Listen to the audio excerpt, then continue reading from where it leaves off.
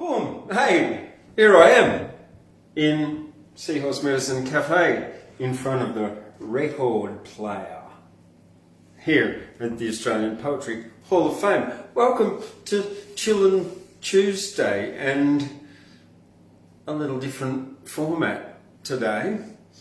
You see, I've got these really special things, that and that and that. These were published by University of Queensland Press. I'm not too sure of the year, but you know what it is? Poets read their own works. This one's Douglas Stewart. Now, I'm not sure how many there were in the set all up, but I've got like up to number 12 here. See, look, they come with a little record like that. And so tonight, for Chillin Tuesday Poetcast, I'm going to put on the record player, hit the phono button, select 45, wherever that is. Can't see here. What's that, 45? I don't know, we'll soon find out. Side 1, lift the needle, lift the stylus, head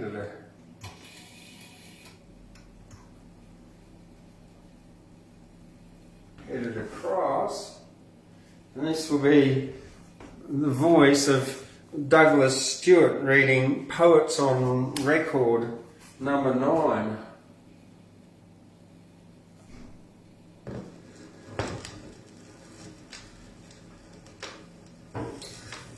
All their lives in a box. What generations, what centuries of masters, not meaning to be cruel but needing their labour, taught these creatures such patience, that now no sunlight strikes on the eye's dark jewel, or moonlight breathes on the wing, they do not stir, but like the ghosts of moths, crouch silent there.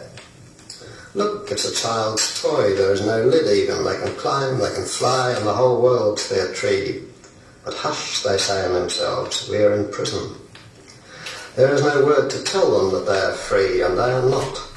Ancestral voices bind them in dream too deep for wind or word to find them. Even in the young, each like a little dragon ramping and green upon his mulberry leaf, so full of life it seems, the voice has spoken. They hide where there is food, where they are safe, and the voice whispers, spin the cocoon, sleep, sleep, you shall be wrapped in me soon. Now is their hour when they wake from that long swoon. Their pale curved wings are marked in a pattern of leaves, shadowy for trees, white for the dance of the moon.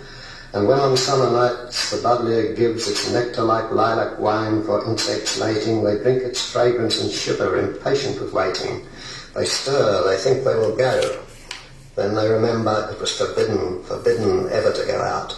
The hands are on guard outside like claps of thunder. The ancestral voice says don't, and they do not. Still the night calls them to unimaginable bliss, but there is terror around them, the vast, the abyss. And here's the tribe that they know in the unknown place. They're gentle and kind together, they're safe forever. And all shall be answered at last when they embrace. White moth moves closer to moth, lover to lover.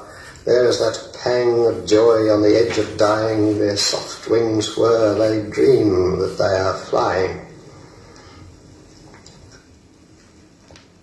This one is called B-flat. A lot of people have thought it's just meant to be facetious, but actually I wrote it on the day that India and Pakistan went to war, when I really thought maybe the Third World War was going to start. And my mind went back to the Reverend Henry White, who we hear about him in the poem, who seemed an utter contrast and the most peaceful and civilized man. And so this poem really was a sort of protest against the war that was taking place that day. Though it's light enough on the surface.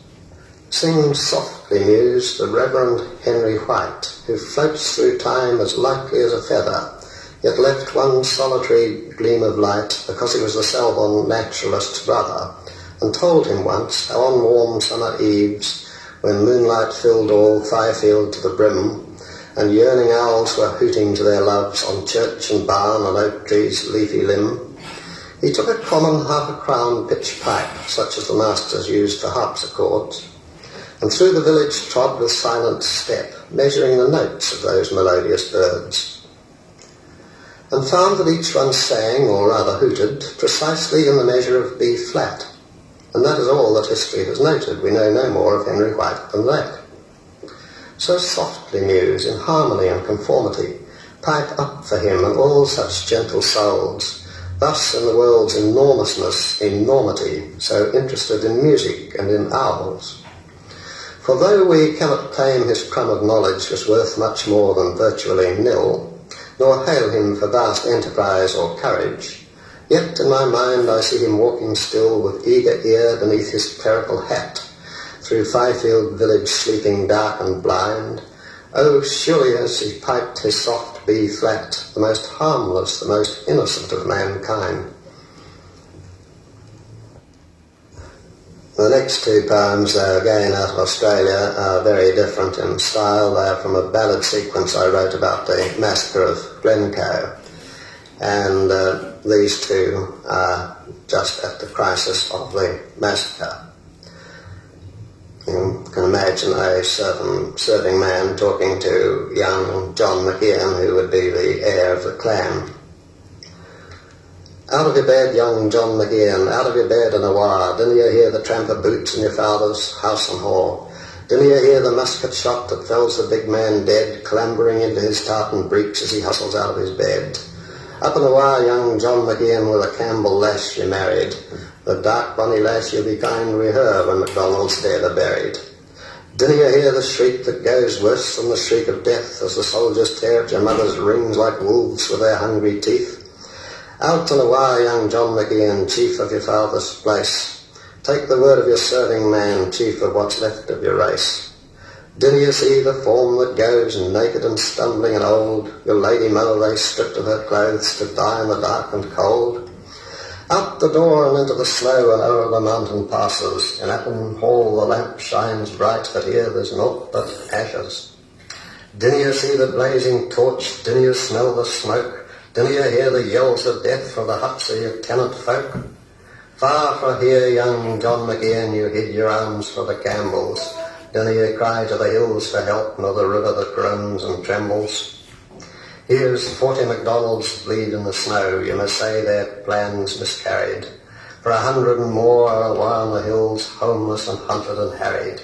And a wah, though the night is wild and the coe is bloody and swollen, for the guest in your house was Fred Albans' man, and the clan McGeehan is fallen. Sigh, wind in the pine, river, weep as you flow. Terrible things were done long, long ago. In daylight, golden and mild, after the night of Glencoe, they found the hand of a child lying upon the snow, lopped by the sword to the ground, or torn by wolf or fox. That was the snowdrop they found amongst the granite rocks.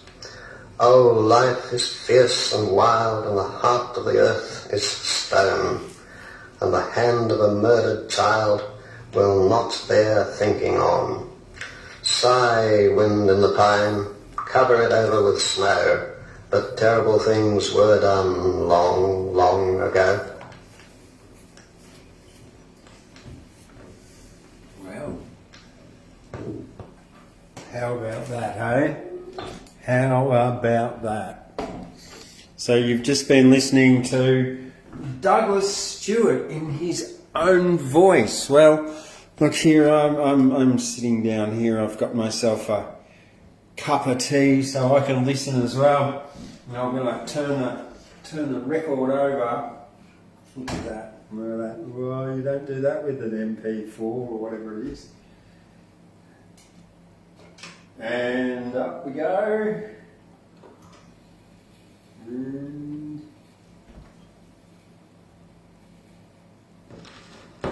Slide 2. Douglas Stewart.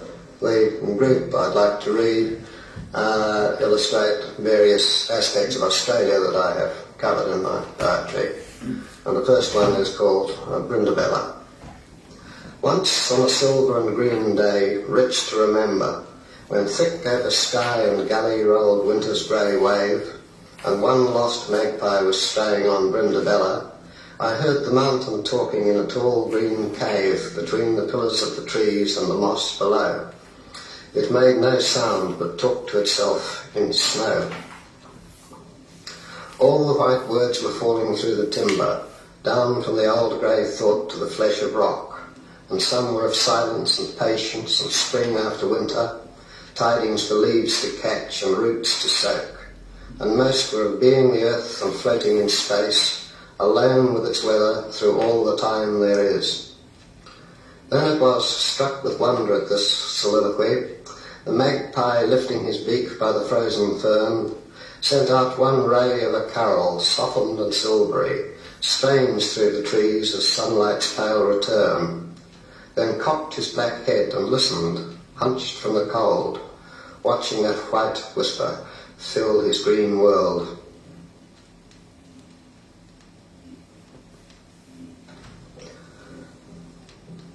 Well, that one was from the snow country around Canberra, and I'll now read Night Camp, which is a desert poem from the sequence called the Birdsville Track. Sleep, traveller, under the thorn on the stones. Somewhere on earth a man must lie down in trust, and though behind you, cold as it breathes on your hand, thudding like surf through the desert, foaming with dust, rushes the wind that moves the hills of sand, what need of more than a bush to turn the gale? Sleep, all's well. Look where the dusty blossoms shake on the thorn over your head like motes in a shaft of the moon. Climbing and falling, fluttering their wings now come, tiny white moths that call this desert home. The next and last poem is called Rutherford. It's a very long one. It's about the scientist who split the atom, and it contains a great deal of fairly serious thought as far as I can think seriously. Mostly too busy to think, too busy thinking, but thinking was doing. There was such satisfaction watching those tiny comets darting and winking, it really left no time for speculation. Thought would go outwards, expansion. His was a shrinking. How to get mind and hand so small, that was the problem, that in one final thrust of concentration, they would be able to move inside an atom. It was the most fascinating thing in the world, and out of it too, like watching some new star. To go in there and watch the atom unfold its innermost secrets right to the very core, where star within star the racing electrons whirled, circling that radiant centre, the white-hot nucleus, held in your hands almost, huge as you were, pierced by your thought like a neutron. It was miraculous. Out of steel and glass, coiled wire and lead, the common stuff of the earth, what else could you use? Mere human powers could have conceived and made these infinitely delicate instruments to pierce clean through matter to its end. But that was his trade. He had it, if from anyone, from his father.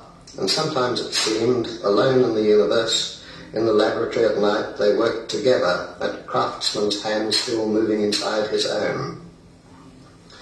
It was a haunted place, this tower of knowledge, calm with old books but wild with thoughts unknown, all dark except for lamps like lights of courage where lonely scholars sought for truth in stone.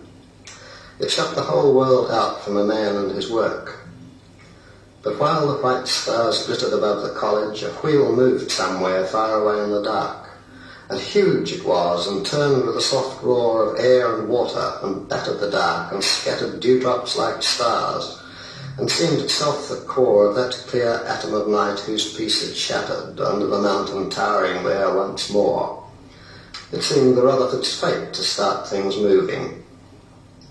Yet how the white snow sparkled, the stream glittered, how tranquilly when his mind moved into morning, that water wheel of his father's lifted up water and sunlight in its wooden hands where the weed grew like hair, then let them drop back to the stream that sang on over the sands.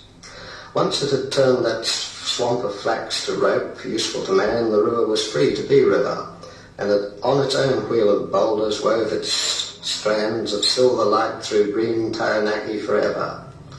Such thousands of miles from this great shadowy room, where only minutely exploding the alpha particles flashed on the screen like sunmotes.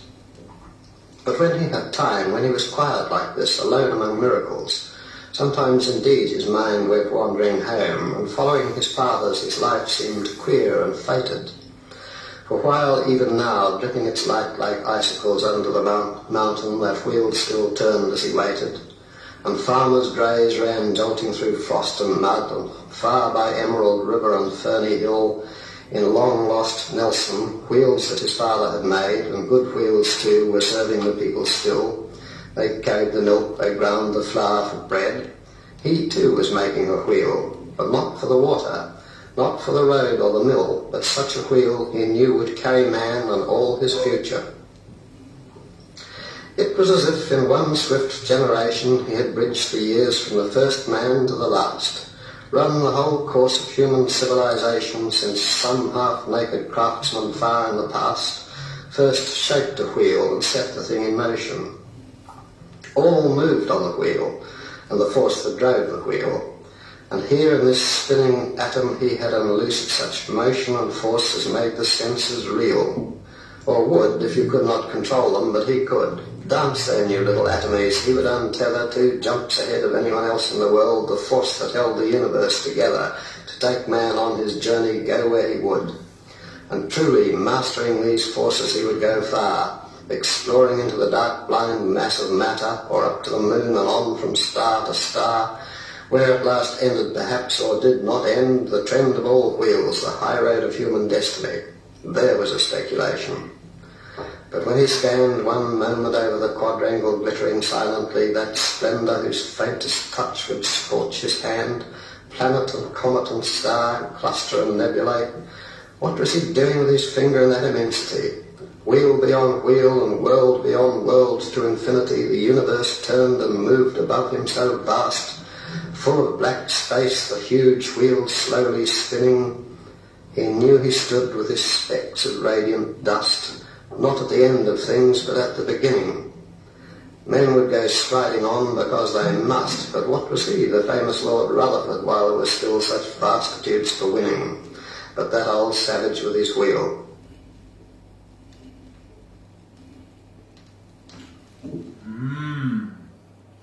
Well, there we go.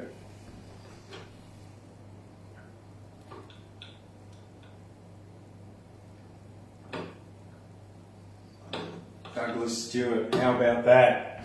All right, well, Chillin' Tuesdays. What else have I got for you? Let's turn the camera around, make sure that I'm on camera there. It looks like I'm pretty well in the camera. What else have I got for you? Oh, I've got a little bit of my own. I've got a bit of Mary Gilmore, $10 Mary from the $10 note. So yeah, just a bit on these series of poetry. Poets read their own stuff. Yeah, I've got 3 of them so far. So we've got Peter Porter, Douglas Stewart, and David Campbell. Now, if we go to David Campbell, it looks like there should be a Rodney Hall, Rosemary Dobson, James Macaulay, R.D. Fitzgerald, Bruce Dorr, Douglas Stewart, Bruce Beaver, A.D. Hope, Judith Wright, Chris Wallace, Crabb, Randolph Stowe, Peter Porter, Francis Webb, David Campbell, Gwen Harwood, Les Murray, John Blight, Vincent Buckley, and Thomas Shapcott. So if you've got any of these and you want to donate them to the Australian Poetry Hall of Fame here in Guyra so that they're preserved forever, it would be extremely appreciated, and they'll go into the archive and we can share them here on Chillin' Tuesdays here. Definitely. All right, and if you want to donate any other poetry books to the Australian Poetry Hall of Fame, Poetry Library and Archive, they are always welcome and appreciated. Send them to the Australian Poetry Hall of Fame, 144 Bradley Street, Guyra, 2365. Okay, I'm going to read a bit of Mary Gilmore, but not the ones that I've marked here. This book here, 1939 this was published. It's called Battlefields, published, well, at the beginning of World War II. When she looked like that, not like what's on your $10 note. Okay.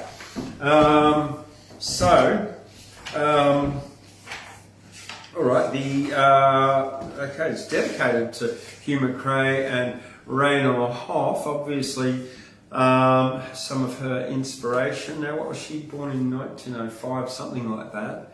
So she lived to about, goodness gracious me, just about 96 years old or something. 2001 she died, Mary Gilmore. This is going off my memory. Okay, alright, let's find what I wanted to read to you today. And I'll just go in here and I'll look in the index because there was some further on in the book and I've just got to find them. 100. Okay, page 100. We're going to 83. The mushroom. I don't want to do the mushroom, no, we've done that before. 100. Oh, here we go. Oh, okay. Alright, oh, here we go. This is Aboriginal themes. They're all quite short, some little shorts actually. 1. The call. We dwell not among the women as white men do. We are the hunters. We follow the call of the forest and the tracks therein. Ours is the way of the bird and the kangaroo. But the women dwell apart. They have a world into which we do not enter, save when the life call speaks. Then we answer it. 2. At dawn. At dawn, I stood to see the sun come up. He came like the face of a man, proud from the hunting, like the man who says, "There's food," and the food feeds his people. 3. In the night. In the night, I saw the stars. And the stars were like the eyes of women, seen through the leaves. In the night, I saw flash forth the moonbeams from a possum's eyes, bright in the dark. They were the eyes of my woman. 4. Falling feathers. Once, when the world was young, we were a people. Then came the white man to this, our land. Now we are like falling feathers, the feathers of a wounded bird. 5. Civilized. I was a singer in a tree. I was an eagle in the height. From my shoulders shot the spearheads of the sun, who now am but a caged bird with a broken wing. 6. A lament. Beat the breast and cry, I. Our friend is dead, our bitter bread with us he shared, now he is dead, who with us fared. Beat the breast and cry, I.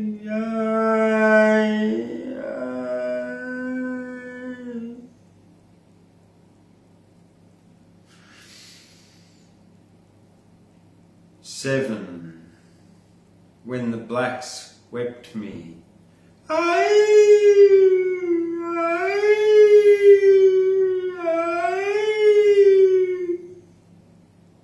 She was a child, but we loved her and she loved us. She was with us and was happy. Now she goes away and we shall see her no more. Heavy are our hearts at her going, in her departure we weep Night.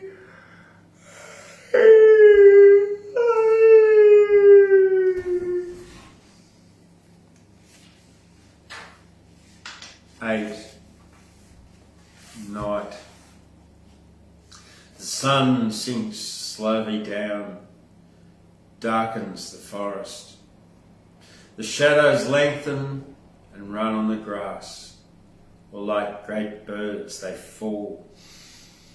In the trees naught moves but a leaf, twisting and turning.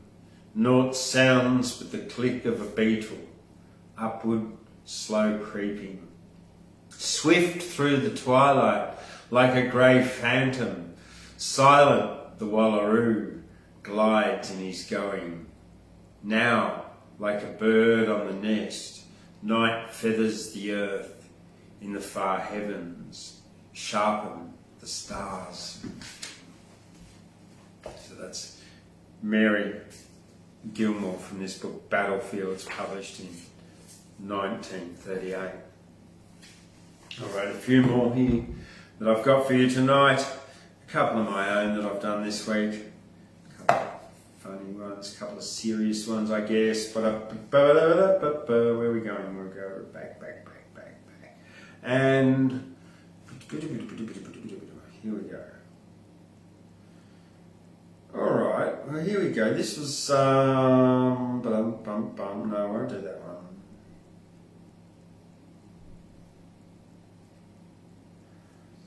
Alright, this one. Super Ant. Super Ant is super strong. From crawling on a psychonaut's bong, he got ingested Changa DMT and got superpowers for free. Super Ant could stop a truck. He once saved a baby duck and a kitten in a tree. He bit it and made it jump free. He has a super mighty roar with which he once stopped a nuclear war. Punched the bombs with his fist. They tried to shoot him, but they missed. For him, the tanks were like toys. The politicians, naughty boys. Super Ant smacked them hard. Put them in the prison yard. Made them write for very long about why nuclear war is wrong. Now he vibrates with much love, known as the anti-nationalist peace dove. But Super Ant is super humble. You'll never ever hear him grumble. You'll never ever hear him boast. For breakfast he eats crumbs of toast and also likes to taste my honey and tell jokes that are really funny, like wife jokes. For example, some husbands come in handy and some husbands come unexpectedly.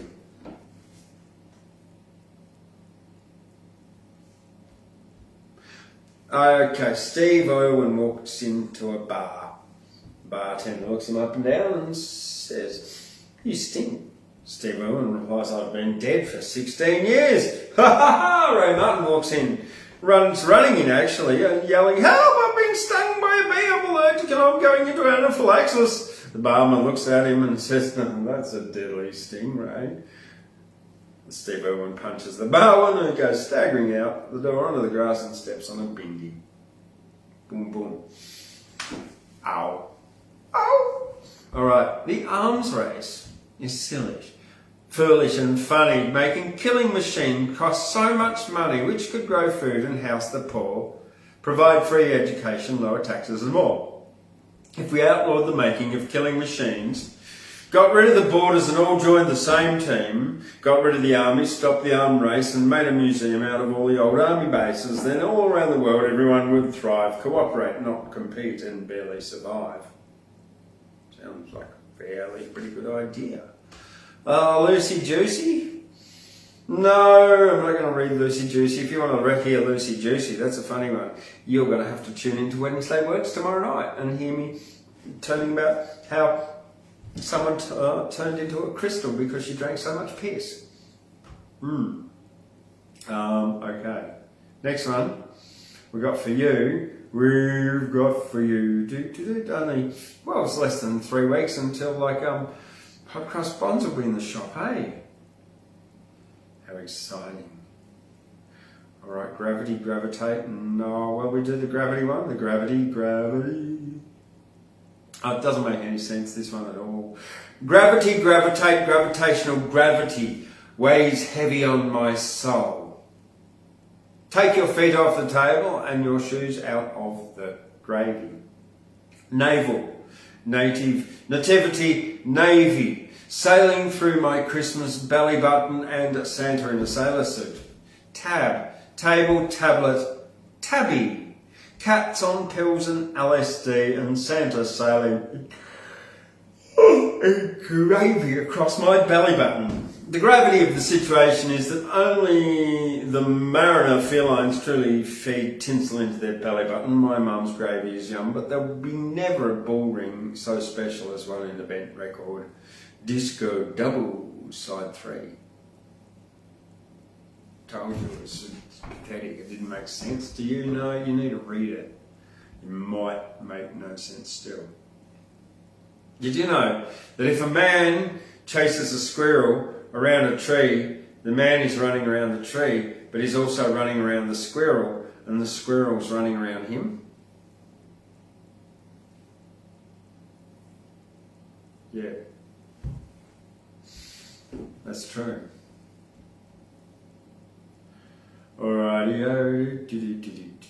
Not wanting... It's about politics, right? I'm not really sure. Like the right and the left, some of them have some good ideas and some of them have some really crap ideas. Not wanting to be right, left, black, white, blue, red or green. Cannot identify as a drone or status quo of any particular team. As an individual, I'll question and critically observe perceptive misbeliefs in hypotheses that are null and don't serve. Not a fascist nor an anarchist, I'll walk along a wall with caution as I know it's easy to have a fall. I cannot be a tree, I cannot be a dog, a frog or monkey. But I can be sexy, fit, healthy, slim, and I'm also pretty spunky. Yeah, and I'm also really tired because it's been a long day and I had to wait until really late to do my Poetcast. Stop complaining, you wuss. Bah, man up. Eat a bag of concrete and harden up, James. Okay, Thundercloud. Alright. I got a couple more for you before we knock off for the night. I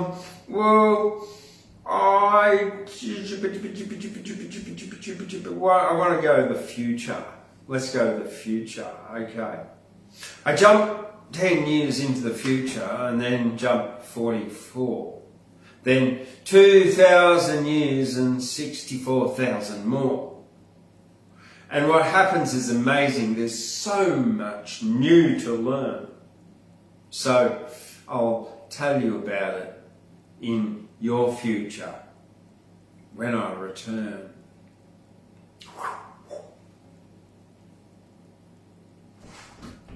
How about that? You didn't even see me go away, did you? Well, I did, because I came back to the same present. Alright, so what happened in the future? Okay, don't you worry about that. Don't you worry about that. Yes, Johannes Bjelke-Petersen was the Premier of Queensland. He was one of the most things that he was famous for, apart from like farming peanuts, was that he used to just like push the thing. You don't worry about that. Just you wait and see. It doesn't matter to you. You wouldn't understand it. It's too far above your head. All right. He never actually answered the question. So yeah, this is dedicated to Joe Bjelke-Petersen. He was the longest-serving Premier of Queensland. Don't you worry about that. It doesn't matter that the Earth is a ball, is not a ball, and is flat. It's none of your business why some are skinny or fat. Don't you worry about that. Daylight savings is no good because the curtains fade. Peanuts grow best in the sun and not the shade. Don't you worry about that. You can't sit on a fence, a barbed wire one at that. But you can't keep your nose to the ground. There are many ways that you can kill a cat. Don't you worry about that. Put one foot on the fly paper and pretty soon you'll have 2 foot stuck on it. Goodness gracious, I know what you're trying to do. Don't you worry about that. Just you wait and see. What's good for Queensland is good for Australia.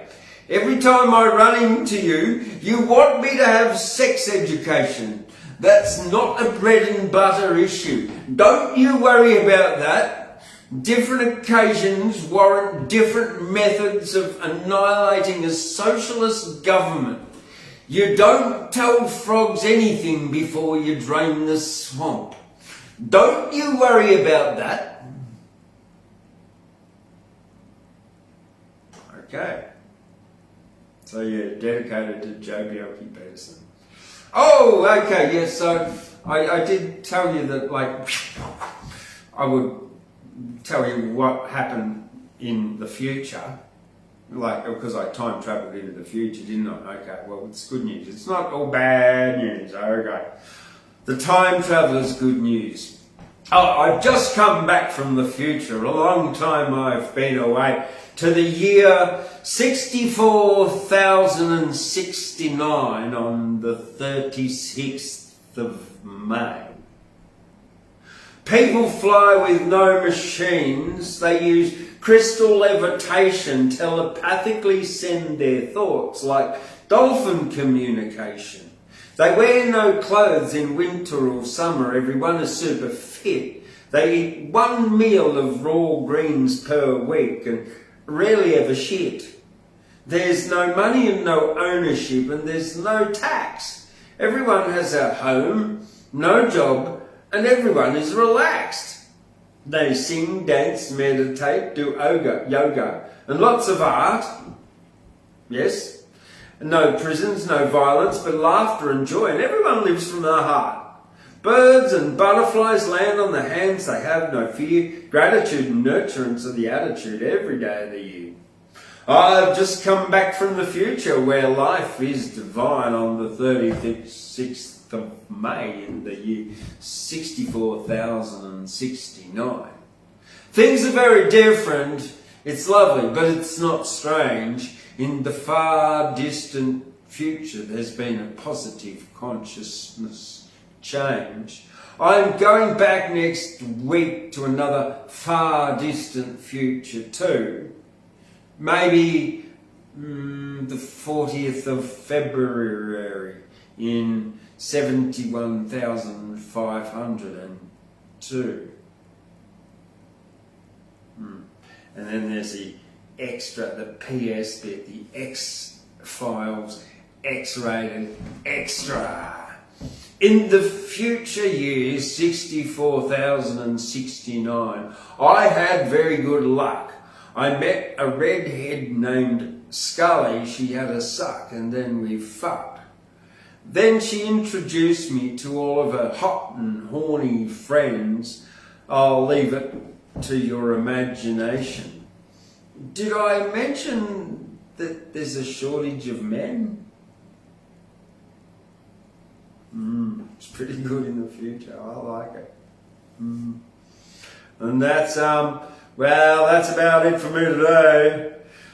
And I'm out of here, yeah. So we'll see you tomorrow night with Wednesday Words and the crew and whoever turns up for Wednesday Words. And if you want to turn up and come along to Poetry Night, you are very, very welcome here at the Australian Poetry Hall of Fame. I'm Thundercloud, washing away the garbage, leaving rainbows after rains. Don't forget to give it a thumbs up, write a comment, subscribe. Tell me what poets you'd like to hear next Tuesday. Hey, I'm Thundercloud. See you later.